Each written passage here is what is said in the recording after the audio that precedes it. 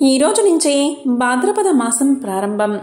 ఈ సంవత్సరం అంటే 2025వ సంవత్సరం భాద్రపద మాసం 24వ తేదీ ఆదివారం అంటే భాద్రపద శుక్ల పాడ్యమి రోజు ప్రారంభమై సెప్టెంబర్ 21వ తేదీ ఆదివారం అమావాస్యతో ముగుస్తుంది. భాద్రపద మాసంలో విఘ్న నాయకుడైన వినాయకుడిని పూజిస్తారు. ఈ మాసంలో పౌర్ణమి చంద్రుడు ఉత్తరాభాద్ర నక్షత్రంలో కానీ పూర్వాభాద్ర నక్షత్రంలో కానీ సంచరిస్తాడు కాబట్టి ఈ మాసానికి భాద్రపద మాసము అనే పేరు వచ్చింది. ఈ మాసంలో చేసే నోములు వ్రతాలు అత్యధిక ఫలాన్ని ఇస్తాయని విశ్వాసం. అసలు కలియుగం భాద్రపదంలోనే మొదలైందని చెబుతూ ఉంటారు. మరి ఎంతో విశేషమైన ఈ భాద్రపద శుక్ల పాడ్యమి రోజు ఈ కథను వింటే చాలు, ప్రతి పనిలోనూ మీదే విజయం కలుగుతుంది. మరి ఆ కథ ఏంటో ఇప్పుడు తెలుసుకుందాం. పూర్వకాలంలో పావన మిత్రుడు అనే పండితుడు సాయంకాలంలో వాతాపి గణపతి ఆలయ మండపంలో పిల్లలకు పెద్దలకు విఘ్నేశ్వరుడికి సంబంధించిన కథలను చెబుతూ ఉండేవాడు. మండపం గోడలపై విఘ్నేశ్వరుడి కథలు చిత్రాలుగా చిత్రితమై ఉన్నాయి. ఆ రోజు ఆ చిత్రంలో ఏనుగు గుహలో ఉన్న చిత్రాన్ని ఒక పిల్లవాడు గురువుకు చూపించి ఆ కథ చెప్పమన్నాడు. అప్పుడు పావనమిత్రుడు ఆ కథను చెప్పడం ప్రారంభించాడు. పూర్వకాలంలో ఒక నగరంలో కలహకంటి అనే ఒక స్త్రీ ఉండేది. ఆమె అసలు పేరు కలకంటి, కానీ ఆమె ఎప్పుడూ అందరితో కలహాలు పెట్టుకోవడం వల్ల ఆమెను అందరూ కలహకంటి అని పిలిచేవారు. కోడలు పుట్టింటి నుంచి ఎక్కువగా నగలు పట్టుకురాలేదని సాధింపుతో కోడల్ని రాచి రంపాలు పెట్టి చివరకు నిర్దాక్షిణంగా వెళ్ళగొట్టింది. కలహకంటి కోడలి పేరు సౌదామిని. అత్తగారైన కలహకంటి ఇంట్లోంచి వెళ్ళగొట్టడంతో పుట్టింటికి వెళ్ళలేక దారి తప్పి అరణ్యంలో పడి ఆకలితో పొట్ట మండిపోతూ ఉంటే ఒక వెలగ చెట్టు దగ్గర పడిపోయింది సౌదామిని. తాను పుట్టింటికి వెళ్ళి కూడా ప్రయోజనం లేదు. ఎందుకంటే తన పెళ్లికి చేయించిన నగలకే తండ్రి అప్పుల పాలయ్యాడు. ఇంకా నగలు పెట్టలేడు.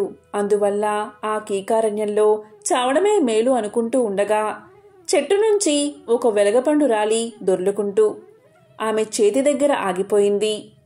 ఆ వెలగపండు పట్టుకుని సౌదామిని లేచి కూర్చుంటూ ఉండగా భూమి దద్దరిల్లేలా ఒక పెద్ద ఏనుగు పరుగు పరుగున రావడం కనిపించింది సౌదామినికి.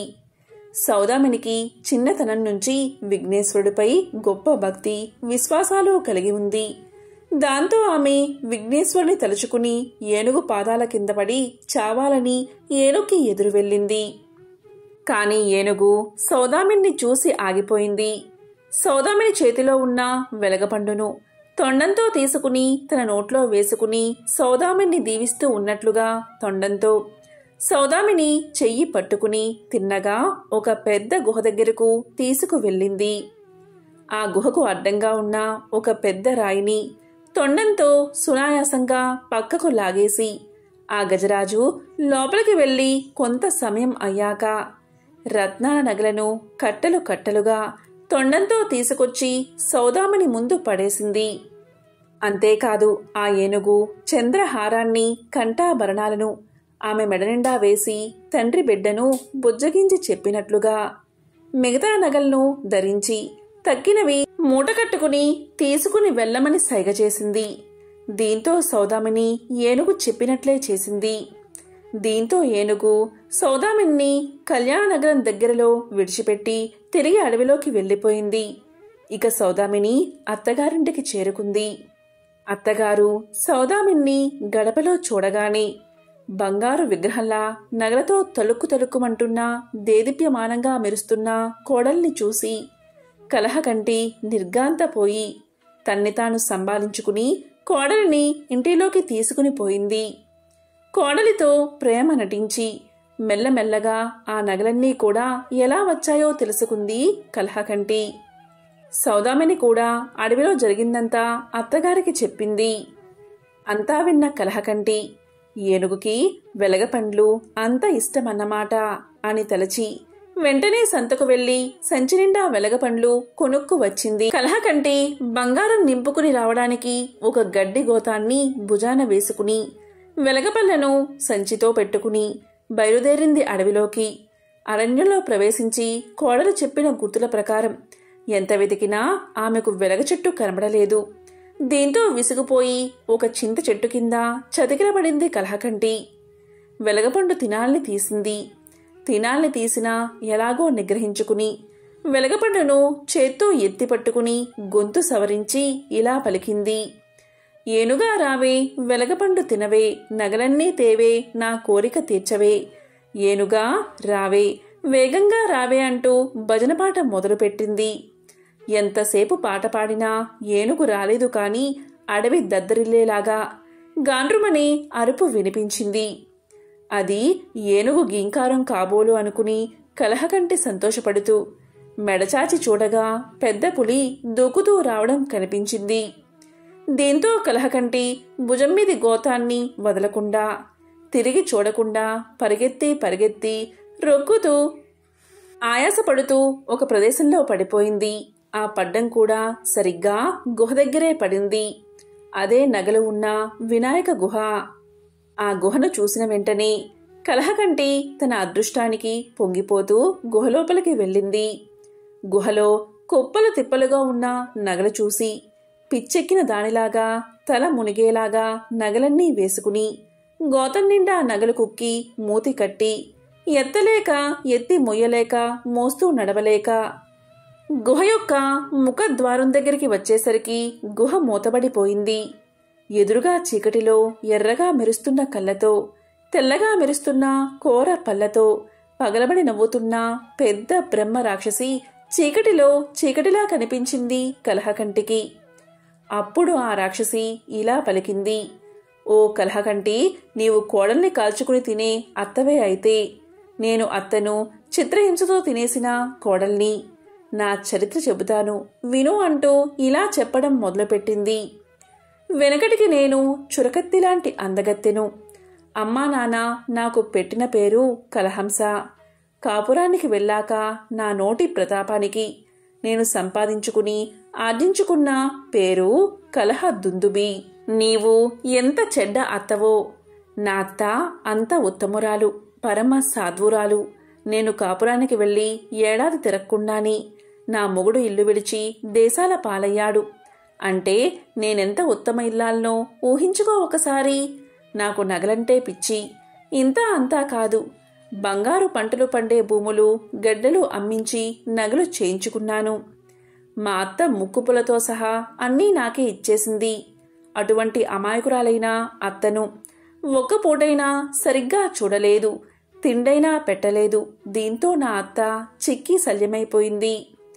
ఆ వృద్ధురాలి చేత ఇంటి పనులు చేయించుకునేదాన్ని. చివరికి నా అత్తామామ విసిగిపోయి వాతాపి క్షేత్రంలోని విఘ్నేశ్వరుని దర్శించి అక్కడే కన్ను ముద్దామని బయలుదేరారు. నా అత్త చేతిలో ఉన్న చిన్న మూట చూసి నేను అదేమిటి అని అడగ్గా దాన్ని లాక్కోవడంలో ఆవిడ తూలి పడిపోయి ఆయాసంతో రొప్పుతూ కన్ను మూసింది. అంతవరకు ఎంతో సహనంతో నా అత్యాచారాలన్నీ చూస్తూ పల్లెత్తు మాట అన్నీ నా మామగారు ఆపలేని దుఃఖంతో పైకి పొంగిన కోపంతో ఇలా పలికారు. పాపిష్టిదానా, నువ్వు నా కోడలు అయిపోయావు. లేకుంటే శపించేవాడిని. ఎప్పటికైనా మా ఒక్కగాన ఒక్క కొడుకు తిరిగి వస్తాడని, నువ్వు అతన్ని సుఖపెట్టగలవని ఆశతో అన్నీ సహించాము. కడసారి కోరుతున్నాను, వాడు వస్తే సరిగ్గా చూడు అని చెప్తూ అలాగే ప్రాణాలు విడిచి భార్యతో సగమనం చేశాడు. అదే సమయంలో ఒక సన్యాసి అక్కడికి వచ్చాడు. మా అత్తామామల మృతదేహాల దగ్గర ఉన్న మూటను తీసి విప్పాడు. అందులో 2 చిరిగిన బట్టలు తప్ప మరేవీ లేవు. అప్పుడు ఆ సన్యాసి నన్ను వజ్రాల్లాంటి కళ్ళతో కాల్చేసినట్లుగా చూస్తూ నువ్వు బ్రహ్మ రాక్షసిగా పుడతావు అని శపించాడు. అంతే, ఆ తర్వాతే ఆ వృద్ధ దంపతుల ఉత్తరక్రియలు జరిపి వెళ్ళిపోయాడు. ఆ సన్యాసి ఎవరో కాదు, నా రూప విలాసాలకు పరవశించి నన్ను ఏరుకోరి చేసుకున్న నా భక్తే అని బ్రహ్మరాక్షసి తన వృత్తాంతాన్ని కలహకంటికి తెలియజేసింది. ఇంకా ఇలా పలికింది. నా నగల పిచ్చి, ధన వ్యామోహం నన్ను ఎంతవరకు ఈడ్చుకు వచ్చాయి అంటే నేను కొంతమంది గజదొంగలను చేరదీశాను. దొంగల రాణి అనిపించుకున్నాను. ఈ గుహలోని దొంగలు గొప్ప గొప్ప నగలను పోగు చేస్తూ పోతూ ఉండేవారు. ఒకసారి ఆ నగలన్నీ నా సొంతం చేసుకోవాలని దొంగలకు విషభోజనం పెట్టాను. వాళ్ళు చచ్చే ముందు చావు తెగింపుతో కసిగా నన్ను ఇందులో ఉంచి గుహను పెద్ద బండతో కప్పేశారు. కలహకంటి ఇదే గుహలో ఆ నగల్ని దండాసుల్ని చూసుకుంటూ అలాగే మాడి మాడి కన్ను మూసి ఇలాగా భూతంలా పడి ఉన్నాను. నీకు బుద్ధి వచ్చేలాగా చేస్తే నా పిశాచ జన్మ శాపం తీరిపోతుందని గుహలోకి వచ్చిన ఏనుగు వల్ల తెలిసింది. ఏనుగు నీ కోడలికి ఇచ్చినవన్నీ కూడా అసలు నగలే. ఇప్పుడు నువ్వు పెట్టుకున్నవన్నీ కూడా అత్యాశ కొద్దీ పోగు చేసి గోత నిండా కట్టుకున్నవి ఏమిటో ఒకసారి చూసుకో అంది బ్రహ్మ రాక్షసి. అప్పుడు కలహకంటి భుజాన్ని ఎత్తుకున్న గోతాన్ని విప్పదీసి చూస్తే దాంట్లో నుంచి పాములు, కొండ చెరువులు, తేళ్లు, జర్రులు ఊడిపడుతూ జరాజరా గుహ నలుమూలకు పాకాయి. ఒంటిమీద పాములు పాకుతూ ఉంటే బెంబేలు పడిపోతున్న కలహకంటిని చూసి గుహ మారు మోగిపోతూ ఉండగా బ్రహ్మ రాక్షసి పకపకా నవ్వుతూ, నువ్వు కోడల్ని కాల్చుకు తినే కలహకంటివి, నేను అత్తామామలా ఉసిరిపోసుకున్న కలహ దుందుబుని.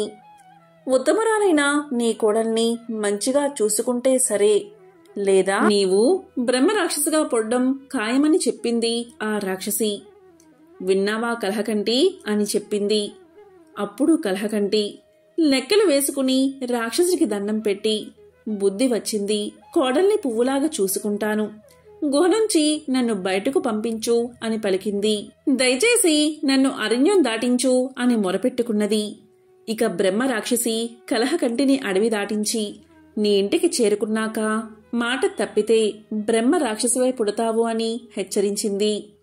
ఇక కలహకంటి బతుకు జీవుడా అని ఇంటికి చేరుకుని కోడలితో మన్నించమని వేడుకుంది. ఇక కొడుకు కోడలు చిలకా గోరింకలాగా ఉంటే చూసి సంతోషించింది.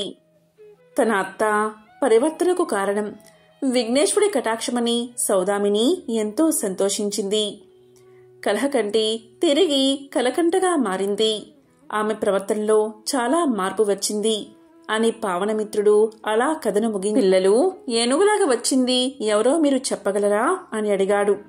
దానికి పిల్లలే కాకుండా పెద్దలు కూడా ఆనంద ఉత్సాహాలతో గొంతెత్తి విఘ్నేశ్వరుడు మన విఘ్నేశ్వరుడే అని ప్రసాదం తీసుకుని ఇంటికి చేరుకున్నారు. ఈ సందర్భంగా వినాయకుడికి సంబంధించిన మరొక విశేషమైన కథను ఇప్పుడు ఈ వీడియోలో తెలుసుకుందాం. వినాయకుడు అంటేనే జ్ఞానానికి ప్రతిరూపం, సకల సద్గుణాలకు ప్రతిబింబం. అలాంటి గణేశుని ముందే అహంకారాన్ని ప్రదర్శిస్తే, తన హోదాను చూపించి చిన్న బుచ్చాలి అనుకుంటే ఏం ఫలితం ఉంటుందో ఇప్పుడు తెలుసుకుందాం. సంపదకు అధిపతి అయిన కుబేరుడికి ఒకసారి తన వైభోగాన్నంతా దేవతలకు ప్రదర్శించాలి అన్న కోరిక కలిగింది. అందుకోసం అంగరంగ వైభోగంగా ఒక విందును ఏర్పాటు చేశాడు. దానికి 3,000,000 దేవతలను పిలవడం మొదలుపెట్టాడు. ఆ విధంగా శివుణ్ణి కూడా తన విందుకు ఆహ్వానించేందుకు కైలాసాన్ని చేరుకున్నాడు కుబేరుడు. అక్కడ కొలువై ఉన్న శివపార్వతులను దర్శించుకుని వారిని తన విందుకు రమ్మని ఆహ్వానించాడు. కుబేరుడి వాలకం, అతని మాటతీరు గమనించిన శివ పార్వతులకు అతని ఆహ్వానం వెనుక ఉన్న దర్పం అర్థమైనది. అప్పుడు వారు ఇలా పలికారు, కుబేరా, నీ విందుకు మాకు రావాలనే ఉంది, కాని బహుశా వీలుపడకపోవచ్చు. అందుకని మాకు బదులుగా మా కుమారుడైన వినాయకుణ్ణి పంపుతాము అన్నాడు పరమేశ్వరుడు. ఆ మాటలకు కుబేరుడు కొంత నిరాశ చెందినా, గణేశుడు కూడా శివుడి ప్రతినిధే కాబట్టి ఆయన ముందు తన అలకాపురి వైభవాన్నంతా ప్రదర్శించాలి అనుకున్నాడు. తీరా విందు రోజు రానే వచ్చింది.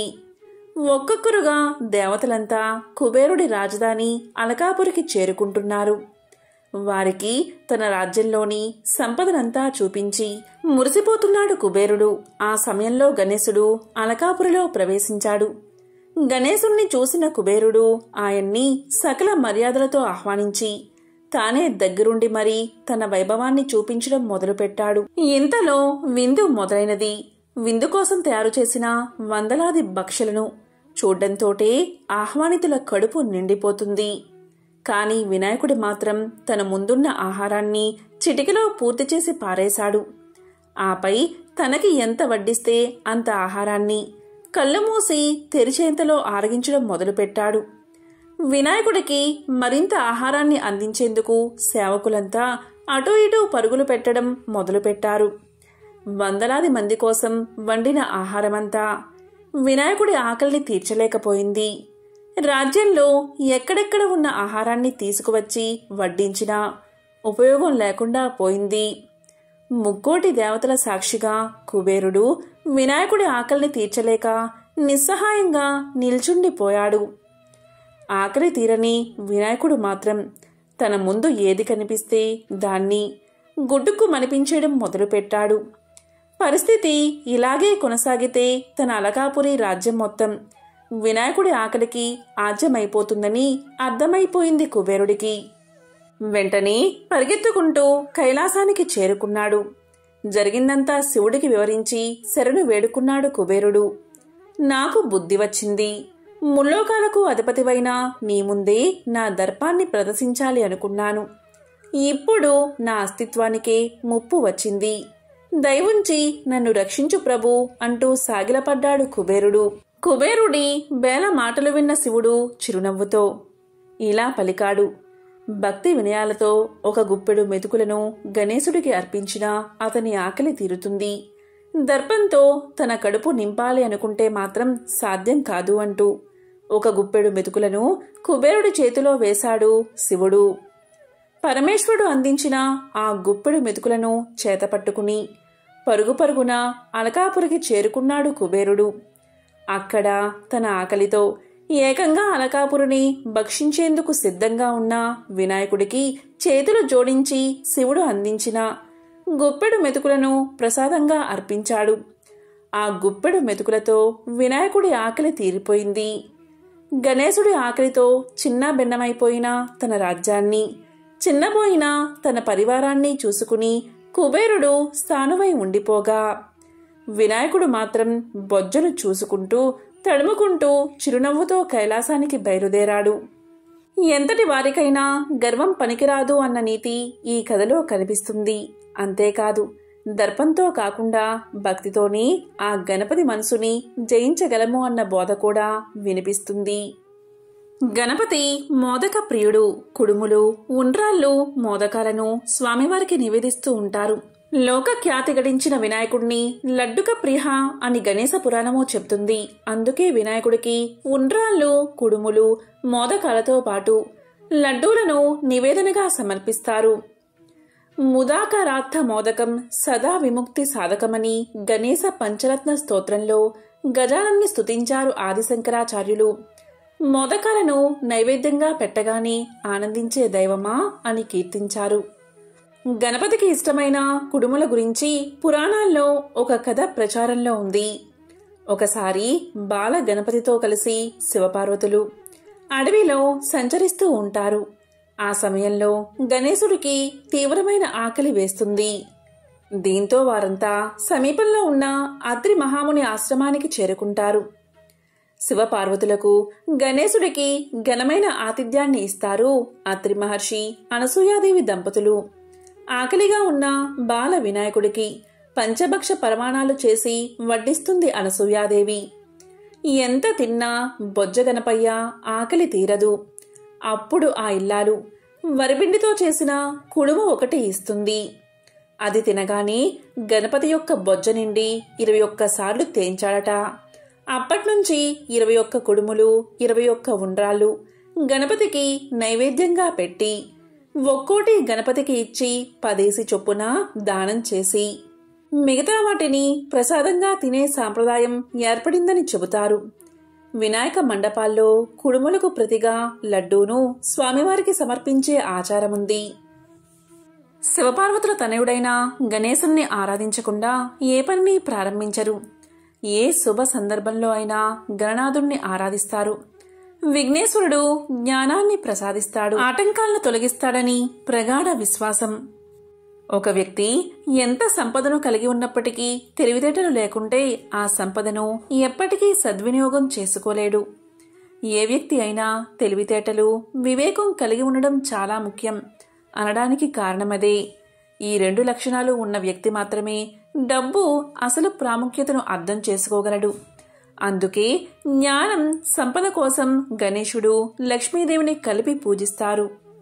శాస్త్రాల ప్రకారం లక్ష్మీదేవి సంపద, శ్రేయస్సుకు చిహ్నంగా పేర్కొంటారు. అయితే సంపద, శ్రేయస్సుకు కారణం తానే అంటూ లక్ష్మీదేవిలో ఒక రకమైన గర్వం ఏర్పడిందట. దాంతో మహావిష్ణువు ఆ గర్వాన్ని తొలగించాలని అనుకున్నాడట. అందులో భాగంగా ఇలా పలికాడు: లక్ష్మి, శ్రద్ధగా విను. ఏ స్త్రీ అయినా తల్లి అయ్యేంత వరకు సంపూర్ణ స్త్రీ కాదు అని అనగా, లక్ష్మీదేవికి సంతానం లేకపోవడంతో మహావిష్ణువు చెప్పిన మాటలు విని నిరాశకు గురవుతుంది లక్ష్మీదేవి. ఈ క్రమంలోనే తనకు సహాయం చెయ్యాలంటే పార్వతీదేవి చెంతకు చేరుతుంది. పార్వతీదేవికి 2 కుమారులు, కుమారస్వామి, గణేశుడు. లక్ష్మీదేవి తన బాధను పార్వతీ అమ్మవారికి వివరిస్తుంది. దాంతో లక్ష్మీదేవి బాధను అర్థం చేసుకున్న పార్వతీ అమ్మవారు తన కుమారుల్లో ఒకరిని దత్తత తీసుకునేందుకు అంగీకరిస్తుంది. అయితే లక్ష్మీదేవి ఒకే చోట ఎప్పుడూ ఉండదని పార్వతీదేవికి తెలుసు. ఆ కారణంగా తన బిడ్డను సరిగ్గా చూసుకుంటుందో లేదో అనే అనుమానం ఉండేది. అయితే లక్ష్మీదేవి బాధను అర్థం చేసుకుని తన కుమారుడైన వినాయకుణ్ణి లక్ష్మీదేవికి దత్తత ఇచ్చింది. అమ్మవారు పార్వతీదేవి కొడుకైన వినాయకుడిని దత్తత తీసుకోవడంతో ఎంతో ఆనందం చెందింది. గణేశుణ్ణి చాలా జాగ్రత్తగా చూసుకుంటానని అమ్మవారికి మాట ఇచ్చింది. ఈ ప్రకారం ఎవరైనా ఆనందం, శ్రేయస్సు, సంపద కోసం లక్ష్మీదేవిని పూజించేవారు ముందుగా వినాయకుణ్ణి తప్పనిసరిగా పూజించాలి. ఏదైనా శుభకార్యం కోసం లక్ష్మీదేవిని పూజించే ముందు గణేశుణ్ణి పూజించిన తర్వాతే అమ్మవారిని పూజించాల్సి ఉంటుంది. అప్పుడే అమ్మవారు సంతోషించి ఆ కుటుంబంలో సిరి సంపదలు కురిపిస్తుంది. ప్రతి పూజలోనూ ముందు వినాయకుడిని పూజ చేస్తాం. ఏ పని మొదలుపెట్టినా విఘ్నాలు రాకుండా కాపాడమని వినాయకుడిని వేడుకుంటాం. అలాగే వినాయకుడికి దండం పెట్టడంతో పాటు మొట్టికాయలు కూడా వేసుకుంటాం. ఏ దైవానికైనా దండం పెట్టే మనం వినాయకుడి వద్ద మాత్రం మొట్టికాయలు ఎందుకు వేసుకుంటాం? దీని వెనుక ఉన్న కథను ఇప్పుడు తెలుసుకుందాం. ఒకసారి దేవేంద్రుడు, ఆయన సతీమణి కొన్ని ఇబ్బందికర పరిస్థితుల్లో ఎవరికీ కనబడకుండా అడవిలో వెదురు చెట్ల రూపం ధరించి ఉండవలసి వచ్చింది. కాలాంతరంలో వర్షాలు లేకపోవడంతో అనావృష్టి ఏర్పడింది. చెట్లన్నీ ఎండిపోతున్నాయి.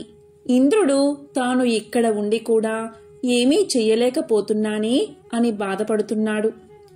ఇలా చెట్లన్నీ ఎండిపోయి చనిపోతే అడవిలో జీవిస్తున్న జంతువులు, పక్షులు మొదలైన జీవులన్నీ ఏమైపోవాలి? ఏదో ఒకటి చేసి ఈ అడవిని రక్షించాలి అనుకున్నాడు ఇంద్రుడు. ఒకరోజు నారదుడు అక్కడికి వచ్చి దిగాలుగా ఉన్న వారిద్దరినీ చూసి ఇలా పలికాడు: దేవేంద్ర, ఎందుకు అలా విచారంగా కనిపిస్తున్నారు అని అడిగాడు. దానికి ఇంద్రుడు, నారద మహర్షి, మీకు తెలియంది ఏముంటుంది? అనావృష్టి కారణంగా నీళ్లు లేక చెట్లన్నీ ఎండిపోతున్నాయి. నేనుండి కూడా ఏమీ చెయ్యలేకపోతున్నాను అంటూ తన బాధను చెప్పాడు ఇంద్రుడు. అప్పుడు నారదుడు ఇలా పలికాడు: మహేంద్ర, విచారించకు. కష్టాలు కలకాలం ఉండవు కదా. మీ కష్టాలు తీరి మీరు అమరావతి వెళ్లే రోజు తప్పకుండా వస్తుంది. కొంతకాలం ఓపిక పట్టు అని ఓదార్చాడు నారదుడు. అప్పుడు ఇంద్రుడు ఇలా పలికాడు: మహర్షి, నేను నా గురించి బాధపడ్డం లేదు. నేనిక్కడ ఉండి కూడా నాకు ఆశ్రయం ఇచ్చిన ఈ అడవికి ఏమీ చెయ్యలేకపోతున్నాను. అదే నా బాధ అన్నాడు ఇంద్రుడు. అప్పుడు నారదుడు ఇలా పలికాడు: అగస్త్య మహర్షి నదీ సప్తకం నుండి కావేరిని తీసుకుని ఇటువైపే వస్తున్నాడు. కొంకణ దేశంలో దాన్ని వదిలి వెళ్ళాలి అన్నది ఆయన నిర్ణయం. ఆయన్ని ప్రసన్నం చేసుకుంటే కావేరీ నది ఉత్తుంగ తరంగాలతో ఎగిసిపడుతూ ఈ అడవిలో ప్రవహిస్తుంది. ఇంకా అనావృష్టి ఉండదు. బాధపడుకు అని చెబుతూ ఇలా పలికాడు. ఇంద్ర, ఇది జరగాలంటే మీరొక పని చెయ్యాలి. పార్వతీమాతను ప్రసన్నం చేసుకోవాలి. ఆమె ప్రసన్నురాలు కావాలి అంటే ఆమె ప్రియపుత్రుడు గణపతిని పూజించండి. అన్నీ సక్రమంగా జరిగిపోతాయి. మీకు మంచి రోజులు కూడా వస్తాయి అని సలహా ఇచ్చాడు నారదుడు. దానికి ఇంద్రుడు, సచీదేవి ఒప్పుకుని నారదుని సలహా మేరకు గణపతిని భక్తితో పూజించారు. అనేక రకాల ఫలాలు తెచ్చి భక్తితో నైవేద్యం పెట్టారు. దేదీప్యమానంగా ప్రకాశిస్తూ గణపతి ప్రత్యక్షమయ్యాడు. సచీంద్రులు ఆయనకు ఆనంద బాష్పాలతో అభిషేకం చేశారు. సంతోషించిన గణపతి ఇలా పలికాడు, దేవేంద్ర, నీకేం కావాలో అడుగు అన్నాడు. అప్పుడు ఇంద్రుడు ఇలా అన్నాడు, గణాధ్యక్ష, మాకు ఆశ్రయం ఇచ్చిన ఈ అడవి అనావృష్టి కారణంగా బాధపడుతుంది. నీరు లేక వేడి భరించలేక ఇక్కడి చెట్లన్నీ చచ్చిపోతున్నాయి. పుష్కలంగా ఉండే నీటి ప్రవాహాన్నిచ్చి వీటిని కాపాడు స్వామి అని ప్రార్థించారు. అప్పుడు వినాయకుడు ఇలా పలికాడు, దేవేంద్ర, స్వర్గలోకమా, భూలోకమా, పాతాళమా, ఎక్కడి నుండి జలధార కావాలో చెప్పు అన్నాడు. దానికి సచీ ఇంద్రులు, స్వామి, పరమేశ్వరుడంతటివాడు అగస్త్య మహర్షి. ఆయన కైలాసం నుండి కావేరీ నదిని తీసుకుని వస్తూ ఉన్నాడు. అది చాలా పవిత్రమైన జలం. దాన్ని ఇక్కడ ప్రవహింపచేస్తే అడవంతా సంతోషిస్తుంది అన్నారు. ఆ మాటలు విని దేవేంద్రుడి కోరిక తీరుస్తాను అని చెప్పి అదృశ్యమయ్యాడు గణపతి. అప్పటికే కావేరీ నదిని కమండలంలో నింపుకుని కొంకణ దేశం వైపు బయలుదేరాడు అగస్త్యుడు. గణపతి కాకి రూపంలో అగస్త్యుడి కమండలం మీద వాలాడు. ఆ సమయంలో కొంచెం పరాకుగా ఉన్నాడు మహర్షి. కాకిని అదిలిచ్చాడు. అది పారిపోతున్నట్లు నటించి మళ్లీ తిరిగి వచ్చి కమండలం మీద వాలి కమండలాన్ని తన కాళ్లతో తన్నింది. అప్పుడు అగస్త్యుడి చేతిలోని కమండలం కింద పడిపోయింది. దానిలో ఉన్న నీళ్లన్నీ కింద ఒలికిపోయాయి. అయ్యో పరమేశ్వర, నేను పడ్డ కష్టం వృధా అయిపోయిందే అని బాధపడ్డాడు మహర్షి. అంతలోనే కోపం వచ్చి కాకిని కొట్టబోయాడు. కాకి మాయమైపోయింది. ఆశ్చర్యంగా చూస్తూ అలాగే నిలబడిపోయాడు అగస్త్యుడు. అదే సమయంలో ఒక బ్రహ్మచారి వచ్చి నిలబడ్డాడు. అతడే ఇలా మాయవేషాలు వేస్తున్నాడు అనుకుని కోపంతో కొట్టబోయాడు అగస్త్యుడు. ఆ బ్రహ్మచారి పక్కకు జరగగా అగస్త్యుడి చెయ్యి అతడి తలకు తగిలింది. దొరకకుండా తప్పించుకుంటూ దూరంగా పారిపోతూ ముప్పు తిప్పలు పెట్టాడు ఆ బ్రహ్మచారి. కోపంతో వెంటపడ్డాడు మహర్షి. ఏమైనా సరే తన వెంట తెచ్చుకున్న పవిత్రమైన జలాన్ని పారబోసిన ఆ బ్రహ్మచారిని వదలకూడదు అనే నిశ్చయంతో ఆ బ్రహ్మచారి దొరకకపోతాడా అని చూస్తూ నిలబడ్డాడు మహర్షి.